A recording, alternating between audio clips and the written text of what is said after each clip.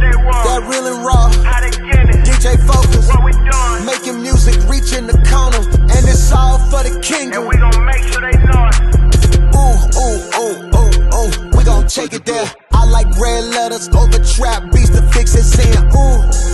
DJ Focus, tell him turn you up. Ooh. DJ Focus, tell him turn you up. Ooh.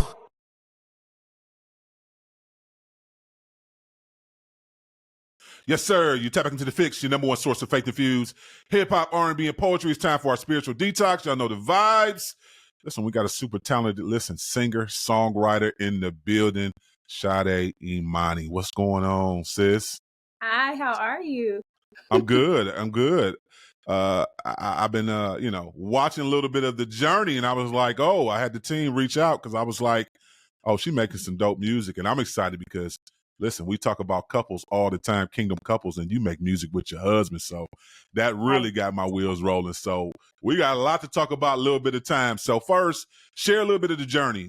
Talk a little bit about, how God kind of shaped you, molded you, and a little bit of your faith journey for the people. Yes, so grew up in church, grew up singing quartet gospel. That's that real Baptist foot stomping gospel. I had a gospel group with my cousin and my younger sister. Did that for maybe 10, 12 years, all the way back to my great-grandfather was gospel group. So my dad, my grandfather, my great-grandpa, my grandma. So I grew up in that culture. I never truly had a one-on-one relationship with Christ, though. Didn't know my word, didn't know his standard that he called me to. And so transitioned from quartet gospel, started singing R&B, did a few TV shows like singing competitions. That was fun. Started building my platform through YouTube covers and SoundCloud covers, and so that was exciting. 2020 comes, pandemic hits, world shuts down, stop music, stop touring. I find Christ. And I thought I was done with music. I thought he had called me from it. I think just because my identity was so wrapped in music and it had become an idol that I was willing to put it all away. Like, Lord, if you don't want me to sing, I'll never sing again. So he definitely did consecrate me, allow me to get my foot in, understand my word, just get a solid ground in his scriptures, changing my life around, what he had called me to. And then he gave me the okay to start making music again. I dropped a song with my sister called Pour Out under DTRS. I should have shared that one with you too. I'll send it after the call. And I just been finding my way ever since, though, discipling people, building a community, fellowshipping, and just growing in Christ. What were there any type of blocks for you, like learning it early? What was that thing that kind of like really you honed in on, like, no, I really need to kind of dive into the scriptures and really have that authentic relationship for myself? When was that point? You know what it was for me? So I had booked this super dope background gig for this really popular singer. And her background singers were saved and really living for Christ. They were both hearers and doers. And I had never seen that growing up in church. I just saw church culture. Everybody was kind of playing church. But when you left the church building, there really wasn't any more conversations about holiness, and just worshiping in both spirit and truth. So they were actually talking about a Bible story. And I didn't know it was a Bible story. And up until this point, I had always referred to myself as the church girl. I believe the story they were talking about was David and Bathsheba. And so I'm all in being nosy, like, so when did this happen? How y'all know these people? And they like, girl, this is in the Bible. And I felt so embarrassed that I didn't know that. Wow. And they had modernized it so much that it piqued my interest. And I just was like, dang, I feel like a fraud. I want to know Christ for myself. I want to know his word. I want to, have his hands imprinted on my life and my decisions, my actions, because I would ask them certain things and they would be like, oh, I ran that by God. And he kind of dubbed it. And I never saw people run their decisions past Christ. Wow. So I started praying, like, I want to have a relationship. I want to know you. And scripture says, seeking you shall find. And he revealed himself to me in the bathroom, September 2020. So let me just go back. So I know you said your grandfather had a quartet group. Yep. Didn't you say your mom too as well was a part of a group? My dad. Your dad was, okay. But your mom was active in church too as well. She just was supporting the singing. Just supporting the singing. So your granddad, your dad both have groups. And You grew up, and great grandma. So that's what it is, great grandma. I thought it was your mom. So great grandma had these quartet groups. So you grew up, like you said, in the gospel culture, but did not see any fruit or anybody with a relationship that mimic anything what the scriptures line up. Do you think that that's like a lot of people's story? Like a lot of people just grow up going to church and vacation Bible study and all, school and all this stuff, but you got to hit life before when you're grown and finally realize, no, I don't really know Jesus for myself. Yeah, and I think it takes humility to hit that point, because some of us don't hit that point. I think we also create our own standard, our moral compass of being a church kid, whether that's boy or girl. So, you may not be getting drunk all the time. You may not curse like a sailor. You may just curse some of the time when somebody really take you there, or you may only drink celebratory and get drunk on your birthdays or holidays.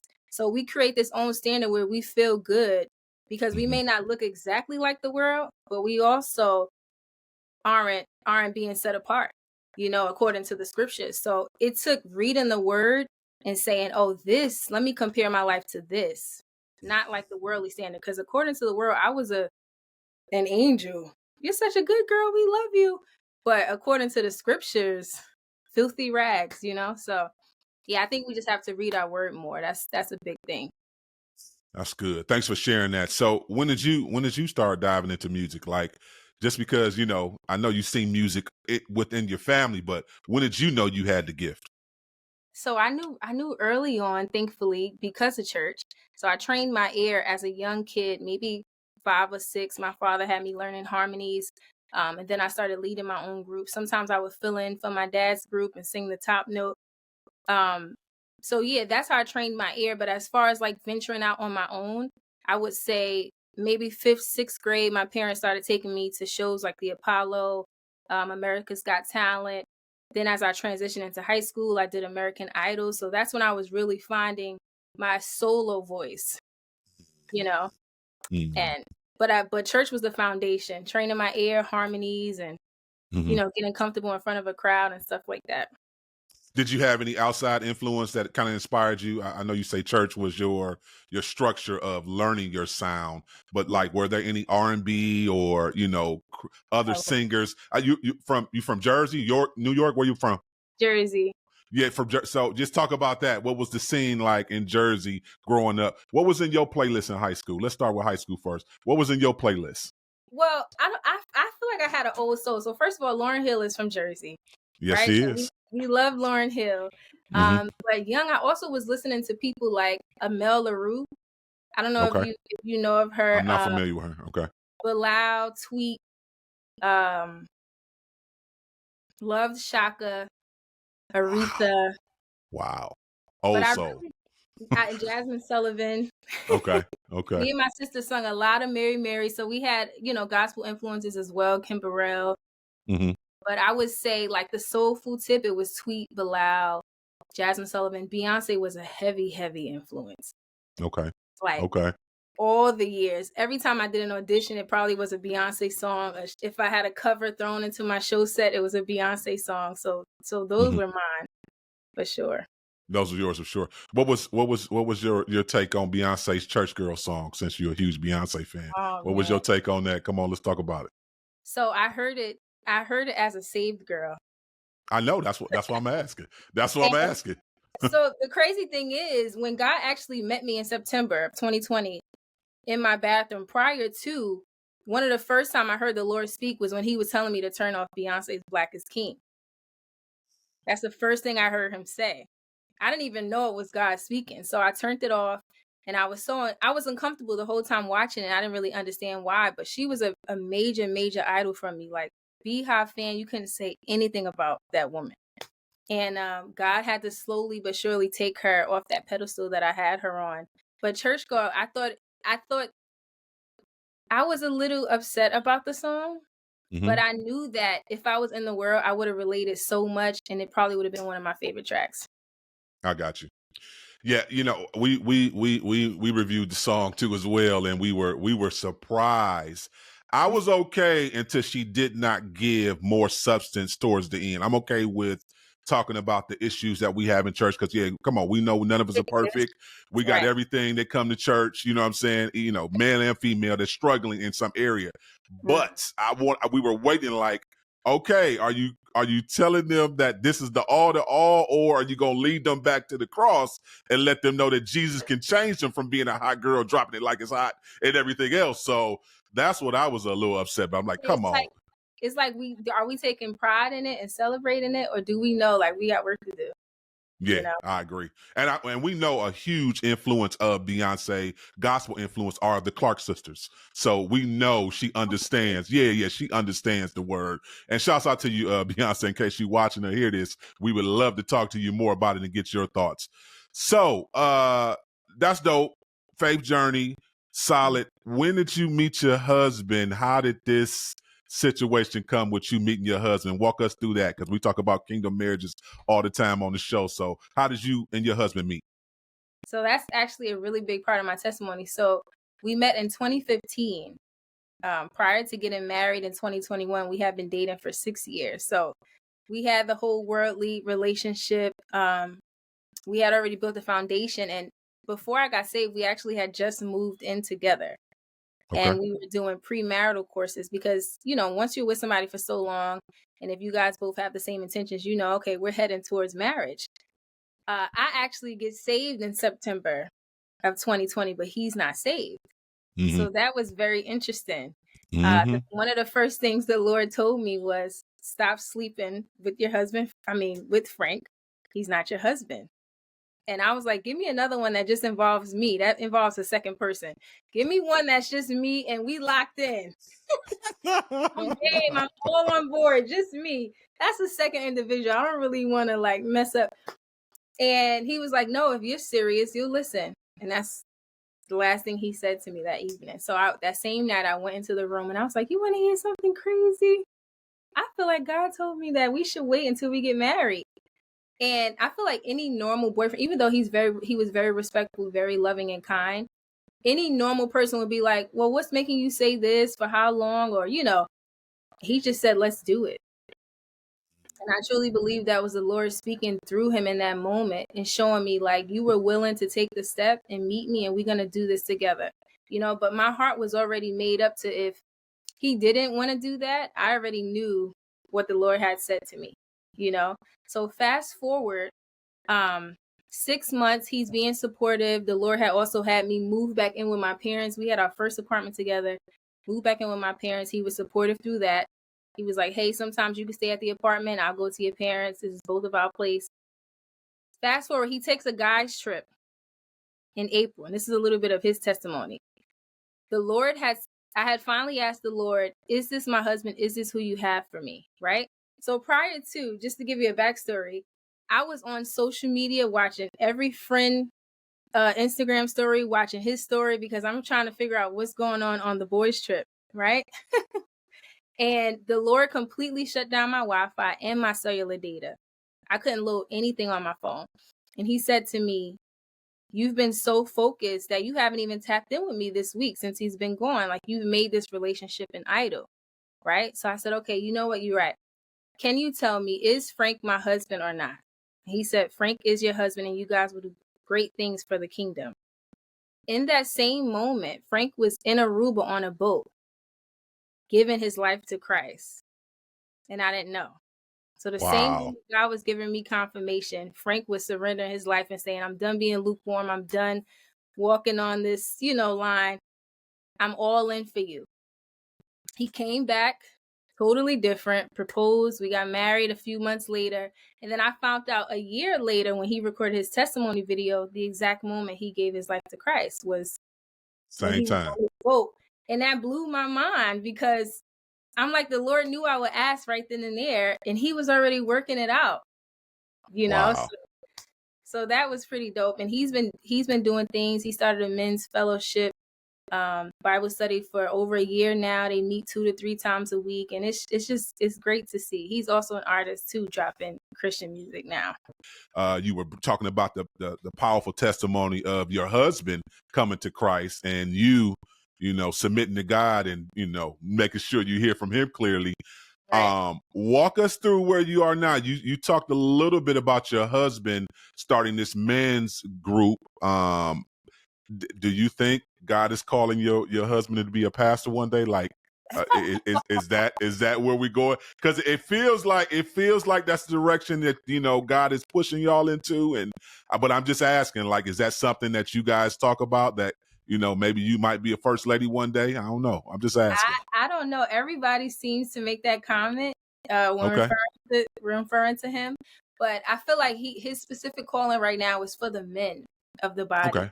So he's focusing on that. But however, if the Lord, you focusing on the ladies, I'm just saying, because that'd be a beautiful thing. I don't know.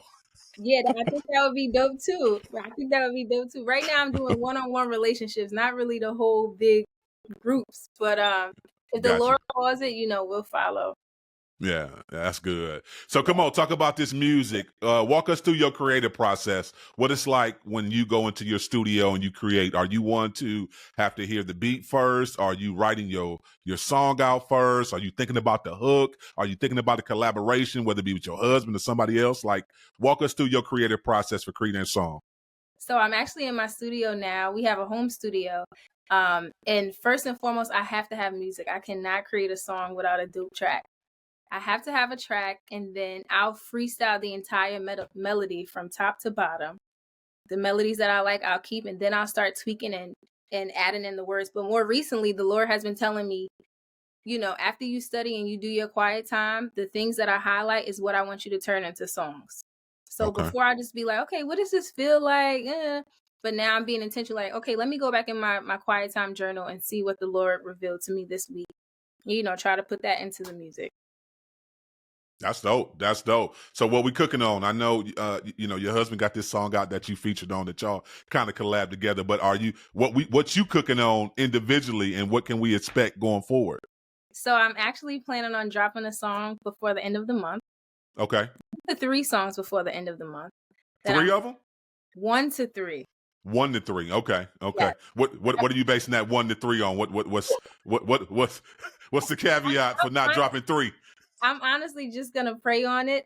Originally, I wanted to come out with an EP, but I'm like, you know what? Let me take a single and just have something back to back with a few singles. So right now, I have, you know, roughly 10 completed songs that I'm happy with that I can just gradually release. So I'm really excited about that. And then next month, we actually have an event called Glory to God, where we'll be performing our new releases as well. So so people will get a chance to hear all the new music. Yes. That's dope. So are we gonna put a full project together with you and your husband gonna do a full project together, or? It's so funny. We have so many tracks, and that's what we've been leaning towards. Okay. So we shall see.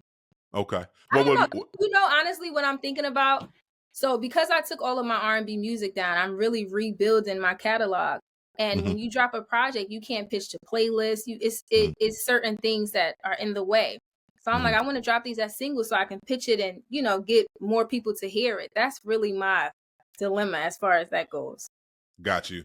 So talk about your R&B music that you took down. Why did you take it down? Do you think it's still not presentable to still show you off as a kingdom queen, but also give us, you know, married folks and singles something to vibe to? Like, walk us through why you took your R&B music down.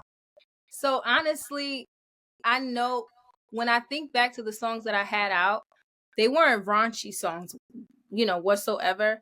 But it was singing about things. It wasn't singing about marriages. It was singing about fornication. It was singing about ego and pride and a little bit of arrogance, you know, under the guise of female empowerment. So if I was to create songs that's geared towards kingdom marriages and love and stuff like that, I really would want to be intentional and have the Holy Spirit with me when I create it, you know?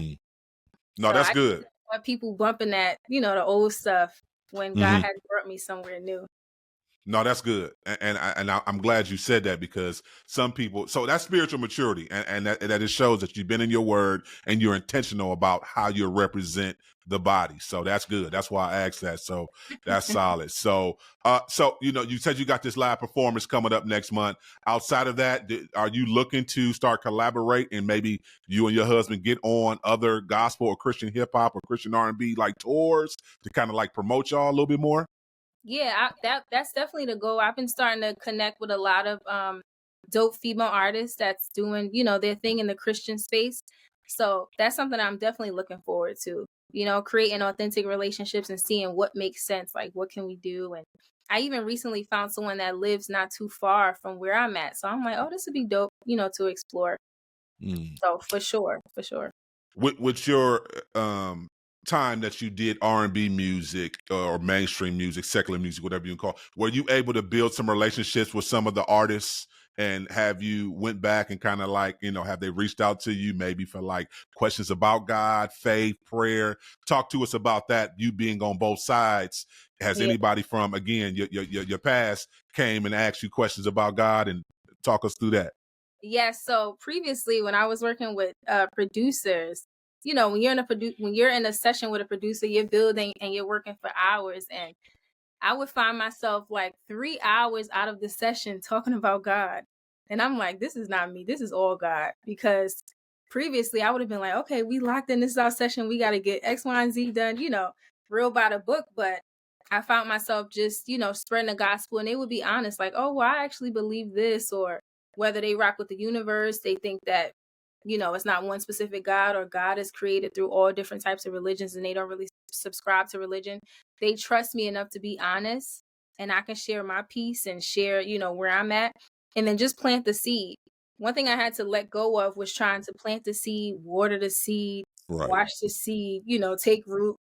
And I just pray before all of my interactions and say, Lord, your will be done. Whatever it is that you want me to say, let me speak it in, speak it into them, and give them a heart of flesh to be able to receive it, That's good.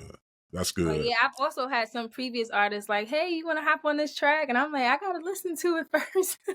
I'm trying to be intentional these days. And like, it's clean.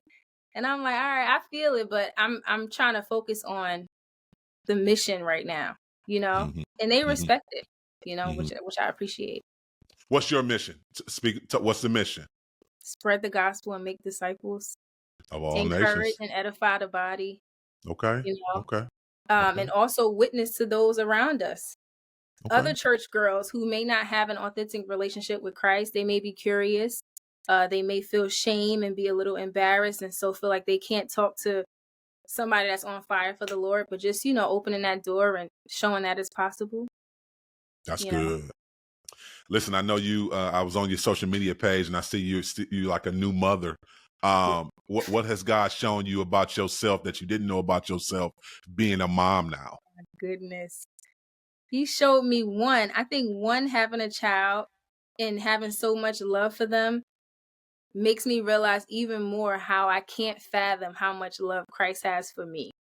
So that's been for starters, because I'm like, I love this little girl so much, and I'm nothing compared to Christ or the love that Christ has. So that's been big.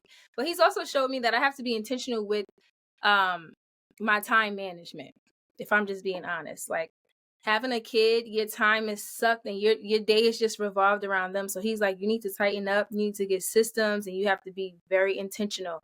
I'm a God of decency and order, so let's get some order. You can't just be like floating around like a butterfly like you did all your life. So that's been the lesson that I'm working through now. Like, okay, help me with my discipline in this area. That's tight. Listen, I appreciate you coming through today, Sadé. Come on, and the last question, I'm gonna get you out of here. The show is called The Fixx. We call it The Fixx for a reason. If you could fix anything in church culture, what would you fix? What would you change?